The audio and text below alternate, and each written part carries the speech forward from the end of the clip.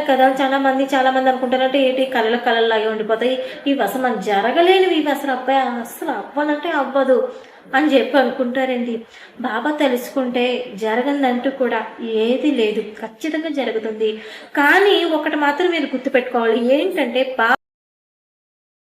ఓం సాయి నాథాయ నమః. మన సాయి భక్తులందరికీ కూడా నమస్కారం. అందరూ ఎలా ఉన్నారు, ఏం చేస్తున్నారండి? మన సాయి కుటుంబ సభ్యులు అందరికీ కూడా బాబా ఆశీర్వాదం ఉండాలని నేనైతే మనస్ఫూర్తిగా కోరుకుంటాను. ఈ రోజు సాయి సందేశం ఏమిటో ఇప్పుడు మనం చూద్దామండి. వింటాం. ఈ రోజున ఒక వ్యక్తి ద్వారా నువ్వు ఒక శుభవార్త వినబోతున్నావు. ఆ వ్యక్తిని జీవితంలోకి నేను ఎలా పంపిస్తానో ఈ కథ ద్వారాగా తెలుసుకో అని మన బాబా అయితే మనకి చెప్తున్నారండి. మన కష్టకాలంలో మనకున్న కష్టం, ఏ కష్టమైనా సరే ఆ కష్టం తొలగించడానికి బాబా ఒక మనసునైతే పంపిస్తానైతే చెప్తున్నారు. ఆ మనసుని మన కష్టం తొలగించడానికి ఏ రూపంలో వస్తారు, మన కష్టం ఎలా తొలగిస్తారు, ఆ మనసు వచ్చి ఏం చేస్తారు అనేది ఇప్పుడు ఈ చిన్న కథ అయితే మనం తెలుసుకుందామండి. ఈ కథ నిజ జీవితంలో జరిగిన ఒక సంఘటన. ఆ సంఘటన ద్వారానే మన బాబా ఈ రోజున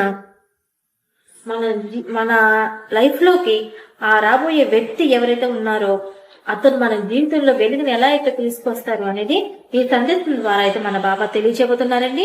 కాబట్టి ఈ వీడియో ఎక్కడ కూడా క్లిక్ చేయకుండా చివరి దాకా చూసేయండి.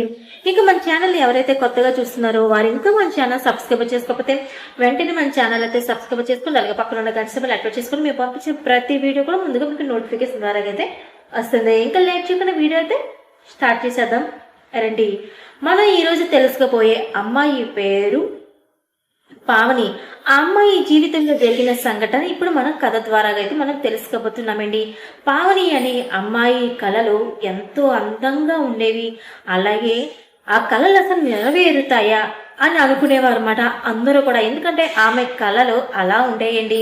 అసలు ఆమె ఏ కళలు కంటూ ఉండేది, ఆమె జీవితంలో ఉన్న కళ ఏమిటి, అసలు అందరూ కూడా ఆమె కళ అసలు నెరవేరుతుందా అని చెప్పి ఎందుకు అంత చిన్న చూపు చూసేవారు. అసలు ఆమె కళ ఏమిటి తెలుసుకుందాం. అసలు ఆ కళ నెరవేరదు అని అందరూ ఆశ్చర్యపోయిన కళ ఏదైతే ఉందో అది బాబా ఎవరినో పంపించి ఆ కళ ఎలా నెరవేర్చారు ఇప్పుడు మనం తెలుసుకుందాం. ఓకేనా? ఈ వీడియో ఎక్కడ కూడా క్లిక్ చేయకుండా చివరి దాకా చూసేయండి. ఇంకా పావని అనే అమ్మాయి జీవితంలో ఆమె ఎన్నో అందమైన కళలు కంటూ ఉండేది. ఆ అమ్మాయి కళలు ఏంటి అంటే కనుక, అమ్మాయి ఒక మంచి స్థాయికి అయితే వెళ్ళాలి, అందరి దగ్గర ఒక మంచి పేరు అనేది తెచ్చుకోవాలి. అంతేకాదు ఒక పెద్దింటి స్థాయికి, అంటే ఒక పెద్దింటి స్థాయి అంటే కోడలు అవ్వాలని ఆమె కోరిక మాట. ఏంటంటే ఆమెకు ఎక్కువ పెద్ద ఇల్లు ఉండాలి, నెక్స్ట్ కార్లు ఉండాలి, ఇంకా ఆమెకు మొక్కలంటే చాలా ఇష్టం అన్నమాట. ఆ ఇంటి దగ్గర, సొంత ఇంటి దగ్గర ఎదురంతా కూడా పెద్దగా గార్డెన్ పెట్టుకోవాలి, అక్కడ పెద్ద పెద్ద మొక్కలు పెంచుకోవాలని అమ్మాయి ఎక్కువ కళ్ళ కంటూ ఉంటుంది. చూడండి, మనం కూడా అంతే కదండి. ఎక్కువగా ఆడవాళ్ళకి పువ్వులంటే చాలా ఇష్టం, అందులో మొక్కలంటే చాలా ఇష్టం కదండి. ఆమె మనలో కూడా చాలా మంది అనుకుంటూ ఉంటాం, మనకు ఒక ఇల్లు ఉండాలి, ఆ ఇంటి దగ్గర ఎక్కువ మొక్కలు పెట్టుకోవాలి, గార్డెన్ పెంచుకోవాలి అని చెప్పి ఎక్కువగా చాలా మంది కళ్ళకంటుంటే ఫస్ట్ నేనేనండి.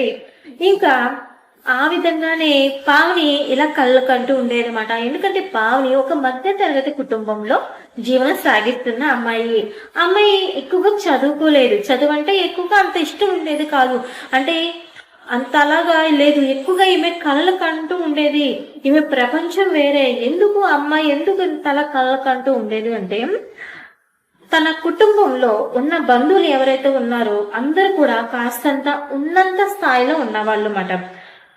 పావని కుటుంబం మాత్రం ఒక మధ్య తరగతి కుటుంబం. నాన్న ఆ రోజు పని చేసుకుని వెళ్ళి తీసుకొచ్చిన ఈ అమౌంట్ తోనే ఆ ఇల్లు గడుస్తూ వస్తుంది. అమ్మేమో ఇంటి దగ్గర మిషన్ కుడుతూ ఉంటుందన్నమాట. ఇంకా పావని ఈ విధంగా అనుకుంటుంది. ఎందుకంటే కనుక పావని ఫ్యామిలీ ఫంక్షన్ కి వెళ్ళేటప్పుడు తన బంధువులు ఎవరైతే ఉన్నారో అందరూ కూడా ఉన్నవాళ్లే కాబట్టి, చూడండి, ఉన్నవాళ్ళు కాబట్టి మంచి మంచి పట్టు చీరలు కట్టుకుంటారు, నగలు వేసుకుంటారు, మంచిగా రెడీ అవుతారు, ఒక కారు మీద వస్తారు, ఈ విధంగా వస్తారు. ఈ మధ్య తరగతి వాళ్ళని చూసి కొంచెం చేదరించుకున్నట్టుగా కొంచెం వాళ్ళని దూరం పెట్టడం, వాళ్ళతో మాట్లాడకపోవడం, వాళ్ళు పిలిచినా సరే పట్టించుకోకపోవడం, వాళ్ళెవరు మనకి తెలీదు అన్న విధంగా చేయడం. ఈ విధంగా కొంతమంది చేస్తారు, అందరూ కాదండో కొంతమంది అయితే చేస్తారు. ఇంకా పావని వాళ్ళ కుటుంబం లేని వాళ్ళు కాబట్టి ఫంక్షన్కి వెళ్ళేటప్పుడు వీళ్ళని ఎవ్వరు కూడా సరిగ్గా పట్టించుకునేవారు కాదు మేడం. పట్టించుకోకపోవడంతో పావని వాళ్ళ నాన్నగారిని వాళ్ళ అమ్మగారిని అడిగిందన్నమాట. అమ్మ, అందరూ కూడా మన చుట్టాలే కదా, అందరు మన వాళ్ళే, మన బంధువులే కదమ్మా, మనం వెళ్ళి ఫంక్షన్కి వెళ్తే మనం పిలిచినా సరే వాళ్ళు ఎందుకు పట్టించుకోలేదు? అలాగే అందరూ కూడా పట్టు చీరలు కట్టుకొని నగలేసుకున్నారు, కార్ల మీద వచ్చారు కదా, మరి మనం ఎందుకమ్మా ఇలా ఉన్నాం, మనకి ఆస్తి లేదా అమ్మా అని చెప్పి ఇలాగా ఎన్నో ప్రశ్నలు భవాని వాళ్ళ తల్లిదండ్రిని అడుగుతూ ఉందన్నమాట. ఇలా అడిగినప్పుడు వాళ్ళ నాన్నగారు చెప్పారు, అమ్మా వాళ్ళంతా కూడా చాలా ఉన్నవాళ్ళు కాబట్టి కార్ల మీద వస్తారు, నగలు వేసుకుంటారు, మనం మధ్య తరగతి కుటుంబం కదా తల్లి, మనకు ఉన్న దాంతోనే మనం సరిపెట్టుకుంటాం, ఉన్న వాళ్ళకి మనం ఎప్పుడు కూడా లేని వాళ్ళమే కాబట్టి లేని వాళ్ళ కిందే చూస్తారు, అందుకే మనతో ఎక్కువగా ఎవరు కూడా మాట్లాడారమ్మా అని చెప్పి ఈ విధంగా అంటారు. ఇప్పుడు వాళ్ళంతా కూడా మనతో మాట్లాడాలంటే ఏం చేయాలి నాన్న అని భవాని వాళ్ళ నాన్నగారిని అడుగుతుంది.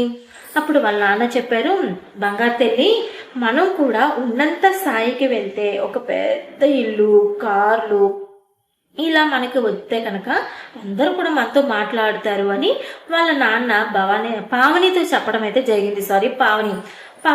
పావనితో అయితే చెప్పడం అయితే జరిగిందండి. ఇంకా పావని ఇంకప్పటి నుంచి కూడా ఉన్నంత స్థాయికి వెళ్ళాలి అని తన ఆలోచన అలాగా పావని ఎదిగే కొద్ది ఆలోచన కూడా పెరుగుతూ వస్తుంది, అలాగే పెరిగి పెద్దది కూడా అయ్యింది. ఇంకా వాళ్ళు కూడా ఎలా అయితే ఉన్నారో అలాగ మాత్రమే ఉన్నారు, ఇంచి కూడా కాస్త కూడా వాళ్ళు ఈ అమౌంట్ అనేది సంపాదించలేని పరిస్థితిలో ఉన్నారన్నమాట. ఇంకా పావని ఆశలు మాత్రం ఎక్కడ కూడా తగ్గలేదండి. ఆమె ఆశలు, ఆమె కళలు అలా కంటూనే ఉంది.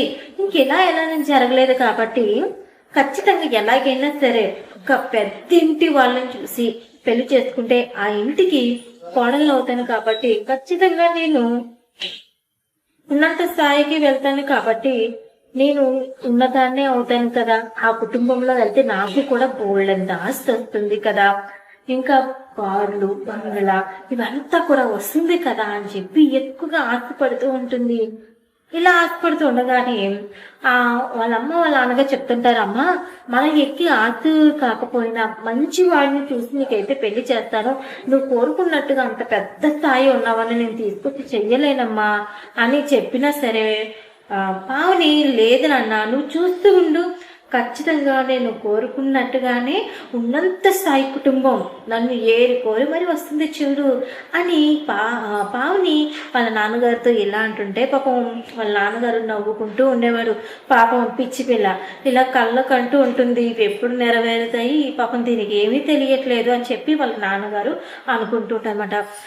పావని బాబా గుడికి ప్రతిరోజు కూడా వెళ్ళేది, ఎందుకంటే వాళ్ళ ఇంటి దగ్గర అంటే వాళ్ళ ఇంటి పక్కనే ఉంటుంది ఒక బాబా టెంపుల్, అక్కడికి ప్రతిరోజు కూడా పావని వెళ్ళి, బాబా నాకు ఒక పెద్దింటి సంబంధం రావాలి బాబా, మమ్మల్ని అన్న ప్రతి ఒక్కరి నోర్లు మూయించాలి, మేము లేని వాళ్ళం కాదు అని మేము నిరూపించాలి బాబా, నాకు ఈ అవకాశం ఇవ్వు, నేను అనుకున్నది జరిగేటట్టుగా చూడు బాబా అని అనుకుని చిన్ని అమాయకత్వంగా అడుగుతూ ఉండేది బాబాని. అప్పుడు ఈ విధంగా అడుగుతుండగానే పావని ఏ విధంగా అయితే ఆశిస్తుందో అంటే కళల కంటూ కూర్చుని ఉందో నిజంగానే ఆ విధంగానే ఒక సంబంధం అయితే వచ్చిందండి. అది కూడా ఎప్పుడంటే పావనికి పెళ్ళిడంతా కూడా దాటిపోతుంది అన్నమాట, ఏజ్ అయిపోతుంది, తనకు వచ్చిన సంబంధాలు ఏవి, వాళ్ళ నాన్నగారు చిన్న చిన్న సంబంధాలు తీసుకొస్తూ ఉండేవాడు, కానీ పావనికి అవి నచ్చేది కాదు, ఎందుకంటే వాళ్ళకి ఆస్తి తక్కువగా ఉండేది అన్నమాట. తక్కువ ఉండడంతో నాకేది నచ్చట్లేదు, నాకు వద్దు అని బలవంతం పెట్టి అసలు వద్దు అని కూడా చెప్పేది అన్నమాట.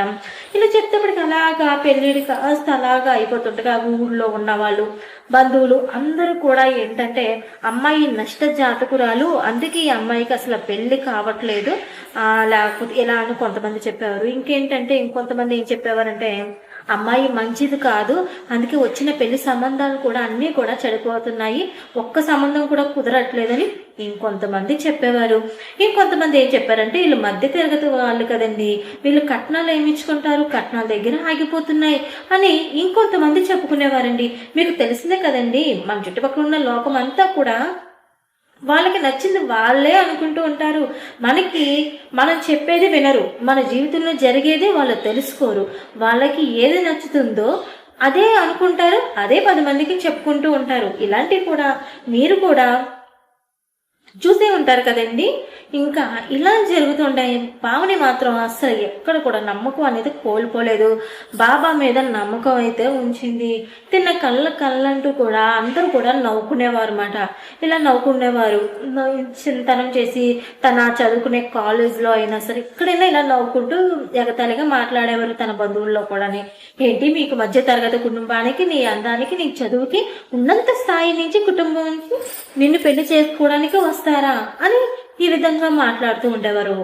కానీ మన బాబా ఆయన చేసిన మహిమ ఎలా ఉంటుంది అంటే అందరూ కూడా ఊహించలేనంత స్థాయికి కూడా మనం ఎదగలమండి. ఎలాగో ఇప్పుడే ఉందండి అసలు పాయింట్, ఎక్కడ కూడా అక్కడికి చేయొద్దు. వీళ్ళకు మీరు లైక్ చేయకపోతే వెంటనే లైక్ చేసేయండి. ఎలా అంటే పెళ్ళిళ్ళ సంబంధాలు కుదిరిస్తే చూడండి, అతను మధ్యవర్తిన ఇంకొక పేరు అంటారు, ఆ పేరు అంత తొందరగా అది అనకూడదు కాబట్టి అనట్లేదు. పెళ్లి సంబంధాలన్నీ కూడా కుదిరిస్తారు కదండి మధ్యవర్తి, ఆయన ద్వారాగానే ఒక ఉన్నంత స్థాయి కుటుంబం అయితే వచ్చిందండి. ఉన్నంత స్థాయి కుటుంబం వస్తే ఇలాగా అతని దగ్గర పావని ఫోటో అయితే ఉందన్నమాట. ఇంకొక ఉన్నంత స్థాయి వాళ్ళు ఏంటంటే పెళ్లి సంబంధాలు చూడమని చెప్పారు అతనికి, పెళ్లి సంబంధాలు చూడమని చెప్తుండగానే ఆ వాళ్ళకి తగ్గట్టుగానే ఒక మంచి మంచి పెళ్లి సంబంధాలు అన్నీ కూడా చూస్తూ ఉన్నారన్నమాట. చూస్తూ ఉండగా అనుకోకుండానే వాళ్ళకి ఈ పావని అమ్మాయి ఫోటో అయితే కనిపించింది అన్నమాట. సడన్ గా పక్కన ఉండేది కవర్ నుంచి ఫోటో పడిపోయింది, కిందకి పడిపోయిందంట. వెంటనే ఎవరిది ఫోటో అని ఇలా ఫోటో చూడగానే ఆ పావని అమ్మాయి ఆ అబ్బాయికి చాలా బాగా నచ్చిందంట. చూడగానే చాలా బాగా నచ్చిందంట అమ్మాయి. చూడగానే తన ఫేస్ అంటే కొంచెం అందం తక్కువగానే ఉంటుంది, కానీ ఆమె ఫేస్లోనికి కళ ఉంటుందండి. ఆమె ఫేస్లో ఒక లక్ష్మీ కళ ఉంటుంది అన్నమాట.